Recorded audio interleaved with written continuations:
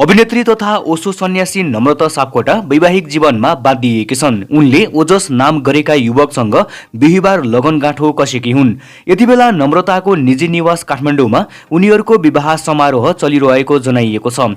विवाहमा दुई पक्षका सीमित पारिवारिक सदस्यको मात्र उपस्थिति रहेको छ। विवाहमा नम्रताले लाली गुराँस अंकित परम्परागत पहिरन र शिरमा शिरफुल गहना लगाएकी छन् भने उनका श्रीमान शेरवानीमा ठाटिएको तस्बिरमा देख्न सकिन्छ। नम्रताले बुधबार साँझ मेहेन्दी समारोहको एक तस्बिर सार्वजनिक गर्दै आफू विवाह बन्धनमा बाँधिन लागेको जानकारी गराएकी थिइन्, तर उनले श्रीमानबारे कुनै पनि जानकारी दिएकी थिइनन्। 2078 सालमा नम्रता आफ्नो एक अभिव्यक्तिका कारण सामाजिक सञ्जालमा निकै ट्रोल भएकी थिइन्। उनले अबको 3-4 वर्षमा आफ्नो विवाह नभए बच्चा भने जन्माउने बताएकी थिइन्। उनले भनेकी थिइन्, म अहिले नै विवाह गर्दिन, तर म बच्चा जन्माउन चाहिँ चाहन्छु।